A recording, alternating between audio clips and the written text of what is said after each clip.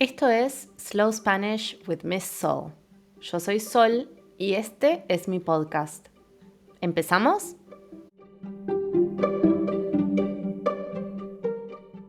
Bueno, bienvenidos a Slow Spanish. Hoy tenemos una invitada especial que es Dani, mi amiga de la universidad y de toda la vida.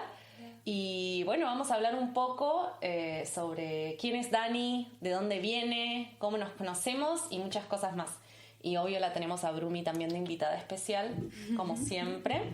Bueno, Dani, ¿querés empezar a contar un poquito? Bueno, gracias por tenerme acá en tu podcast. Es un honor. Me parece muy, muy lindo lo que estás haciendo. Ay, gracias. Y bueno, me alegra mucho ser parte. Gracias. Así me alegra que, mucho a mí también. Espero tus preguntas. Sí. Bueno, Dani, vos sos nacida y criada en Colombia, ¿no? ¿Querés contar un poco de qué parte de Colombia? Y después, en realidad ella es colombiana, pero vivió en todos lados. Así que podés contar un poco sobre Mi trayectoria. eso. Uh-huh. Bueno, yo soy nacida en Bogotá. Uh-huh.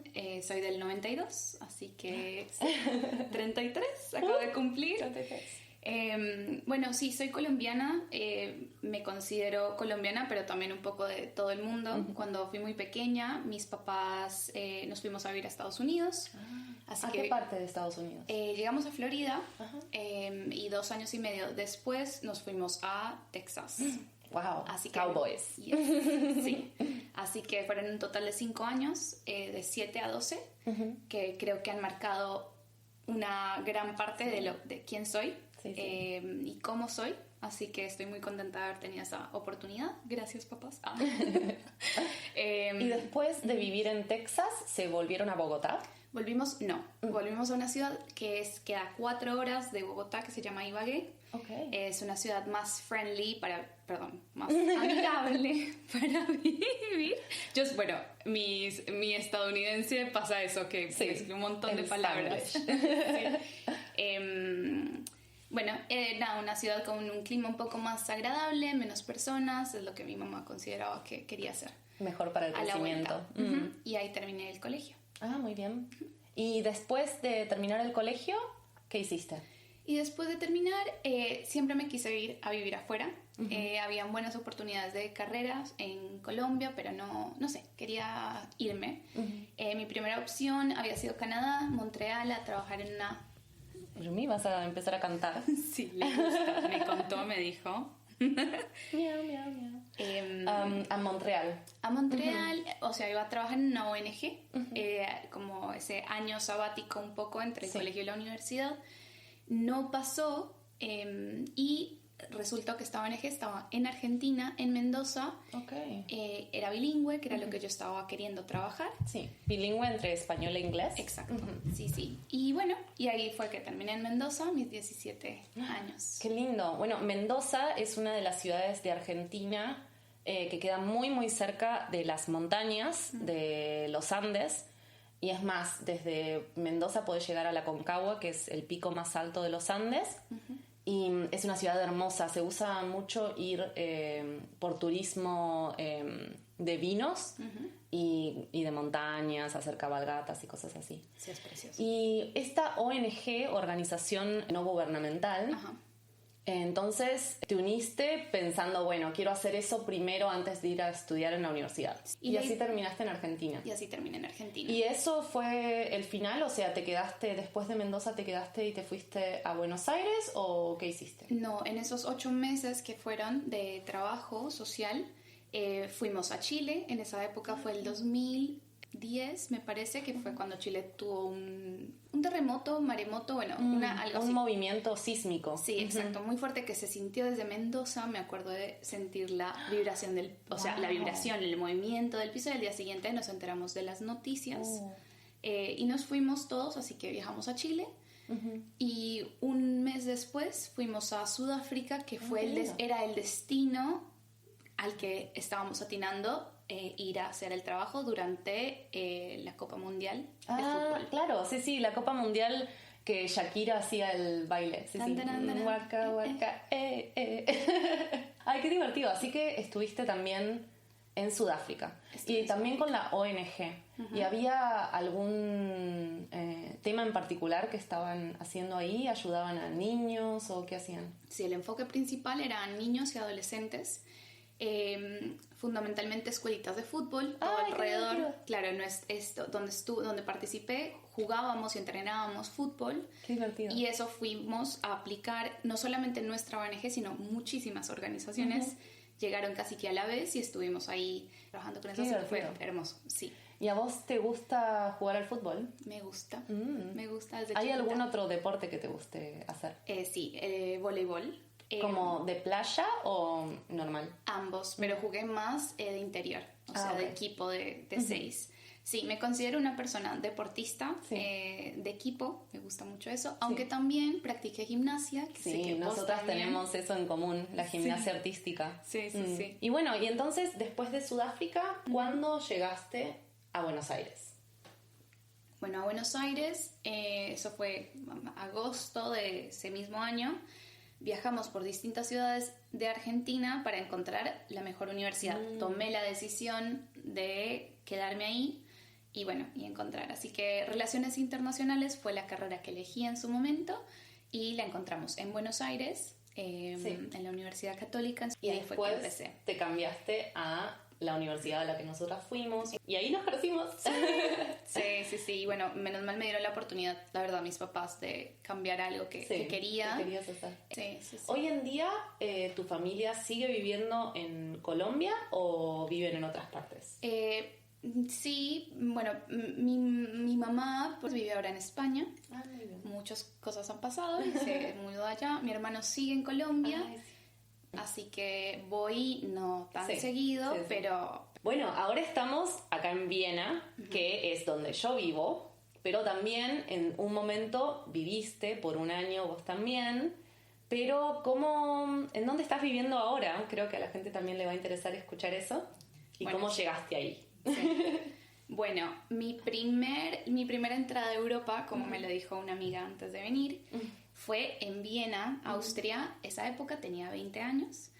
Siempre me gustó mucho lo transcultural, ¿no? Aprender esas nuevas formas. Entonces me quedé con cierto amor por Europa, pero bueno, tenía que volver a terminar mis estudios y de ahí conocí a... ¿Quién es mi esposo? ¿Quién será? Bueno, Dani conoció a su esposo en uno de mis cumpleaños, en una fiesta, porque su esposo es uno de mis amigos de la adolescencia de Argentina, Guille. Hola, Guille. Y entonces para mí es súper lindo eso porque se enamoraron y se casaron y tuvieron un hijito. Entonces son, más que amigos, son familia. Sí. Pero bueno, les podés contar también a la audiencia cómo ahora estás viviendo en Suecia y cómo sucedió eso y bueno, también en qué condiciones se vinieron a Suecia, porque se vinieron de una manera muy valiente. En ese momento estaban viviendo en Argentina. En Buenos Aires, que es precioso y la verdad es que hubiera sido también un muy buen plan habernos quedado allá a ser familia, pero se dieron las cosas de que yo siempre quise venir acá y me llamaba mucho la atención Escandinavia. No sé, por muchas razones, pero después me llegó este libro que se llama Hygge. Oh, sí, que creo que lo tengo acá. Hygge.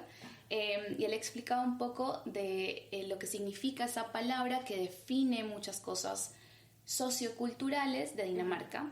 Y cuestiones que se quedó ahí, nos casamos y a los 3 meses... En una boda hermosa de sueños. Estuvo muy linda. Y a los 3 meses estábamos haciendo un viaje carretera en Argentina, pero de repente uno de esos procesos siguió y era de Suecia, y ese proceso se confirma 3 meses después, 4 meses después de la boda, la misma semana que nos enteramos que estábamos esperando un bebé. Estaban embarazados. De Benji, de Benjamín. Así que fue un montón. Súper, un montón de información. O sea, en un año se casaron, se quedaron embarazados y decidieron que se mudaban a Suecia. A Suecia. Sí. ¿Y cómo fue ese proceso? O sea, ¿en cuántos meses organizaron la mudanza? ¿Y qué tan embarazada estabas cuando te terminaste mudando acá? Y también, no solo se mudaron embarazados a un nuevo país, pero también se mudaron con Indy, que es tu perrita, una Jack Russell hermosa. Sí. Bueno, el proceso estaba delimitado por el tiempo que salía el permiso de visado, ¿no? Ese proceso tardó un par de meses.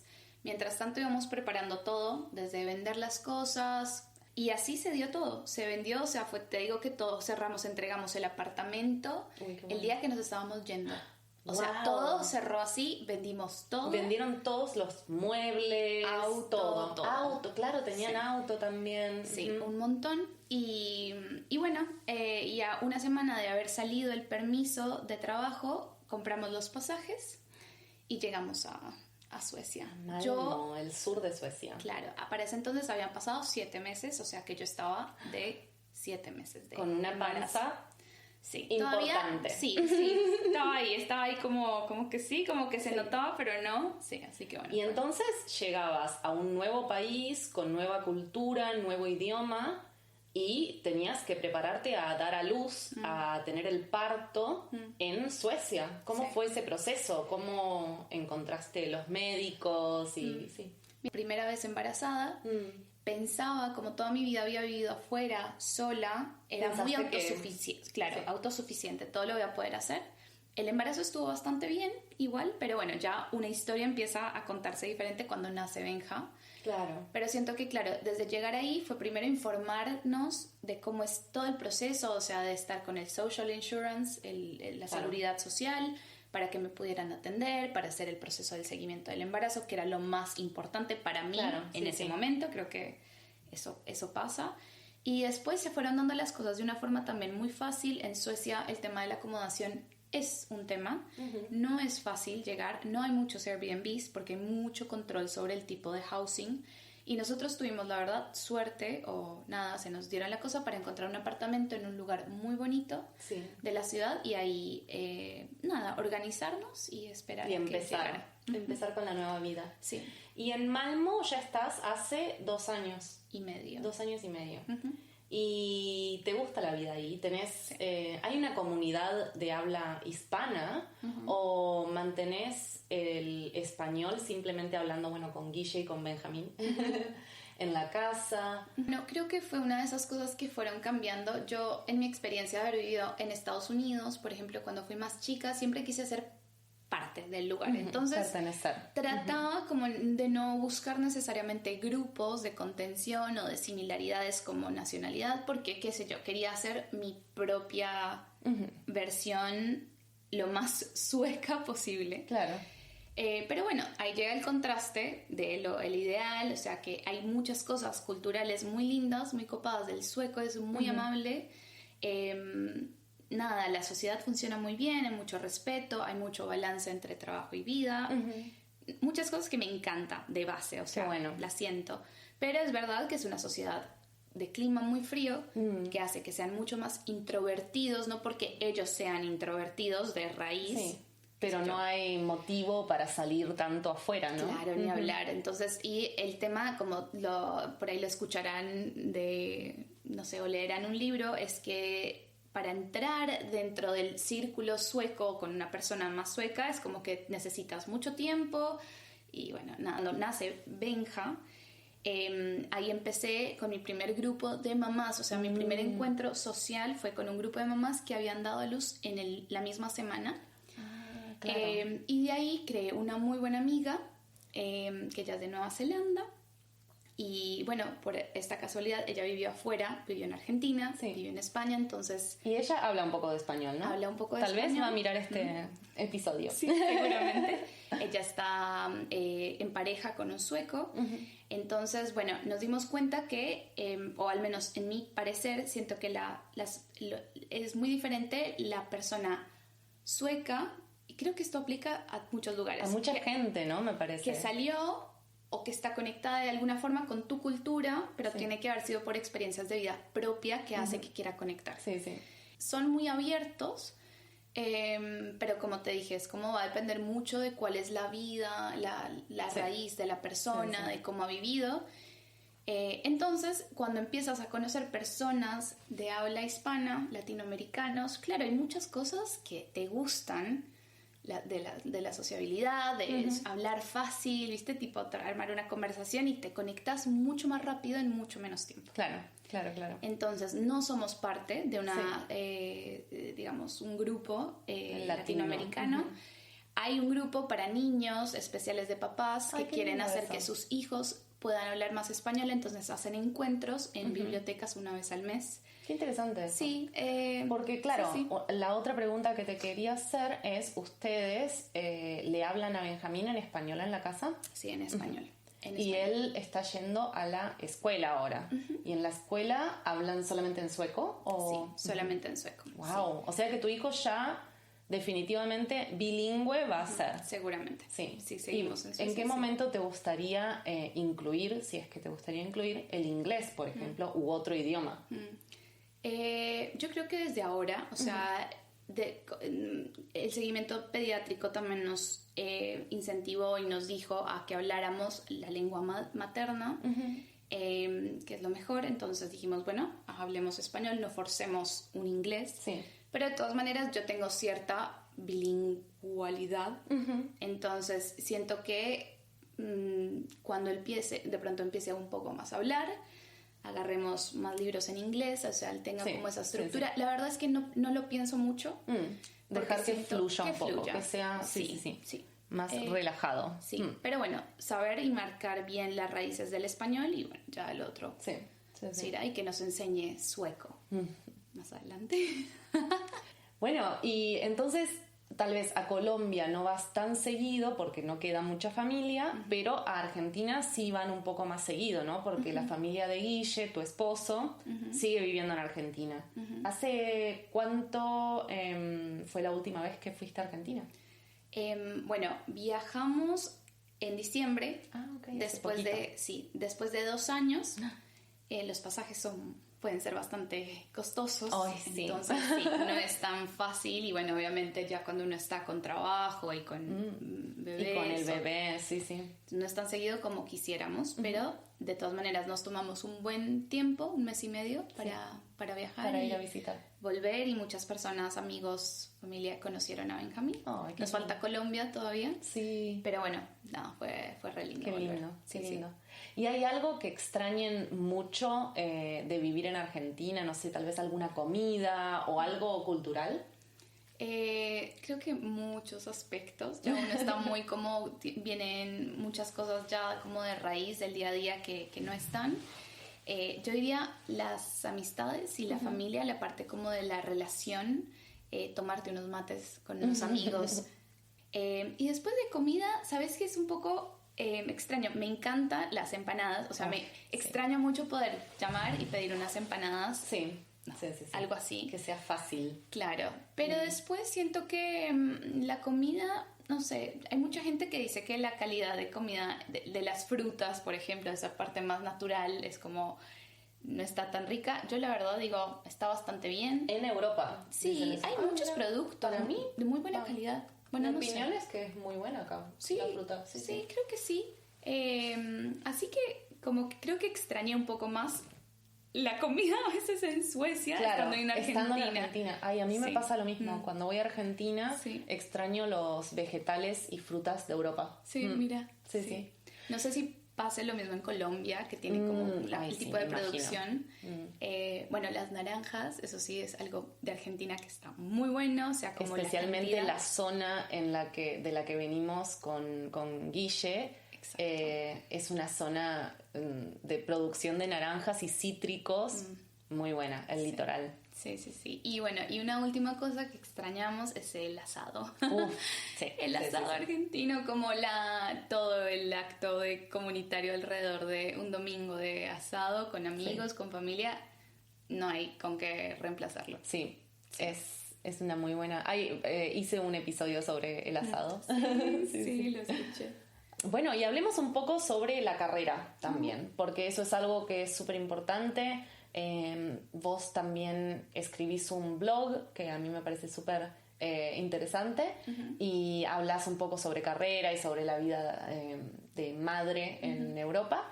Pero bueno, ¿nos puedes contar un poco de lo que has estado haciendo? O sea, nosotras dos estudiamos juntas, pero yo me fui un poco para marketing y ventas, y vos te fuiste un poco más para recursos humanos y comunicación también, pero más interna.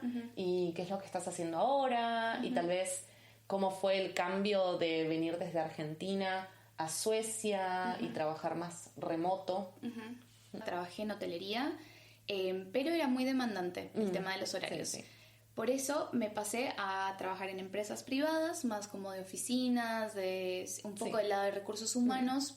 Trabajaste un poco también en startups, ¿no? Sí. Y después, bueno, creció esa startup un poco más, así que fue muy demandante. Me encantó trabajar en eventos, entonces de todo eso fui agarrando un poco. Pero llegué a un punto en donde no daba más y necesitaba un tiempo para mí. Eso se dio a un emprendimiento creativo, en donde empecé a escribir. O sea, la parte de escritura vino algo como más de lo que me estaba pasando en la cabeza, lo quería bajar y de pronto compartir.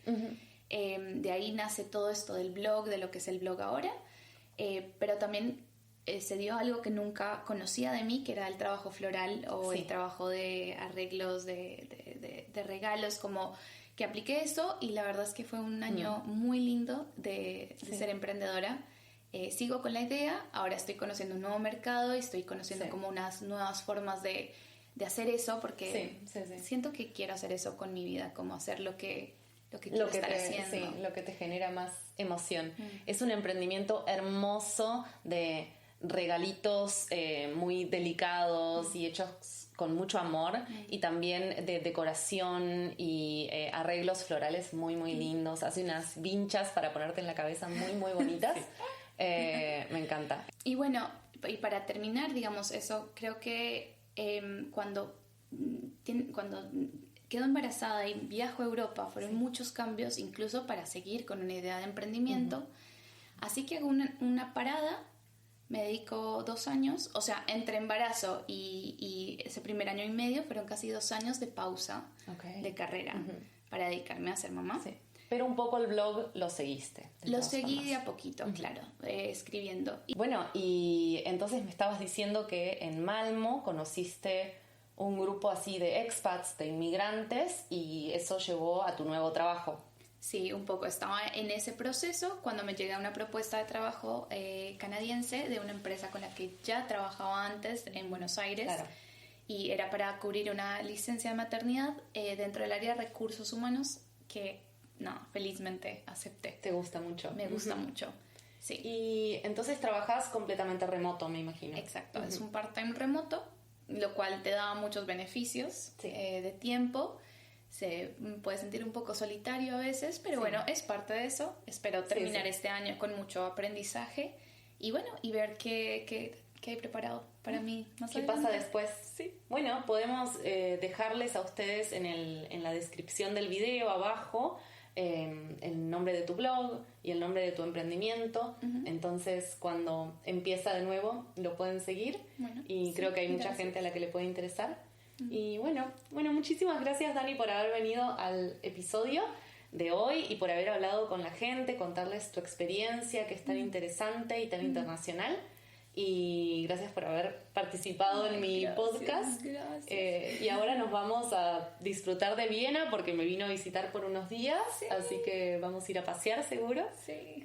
Bueno, muchas gracias por invitarme y ser parte de este proyecto tan lindo que tienes. Gracias. Chao. Chao.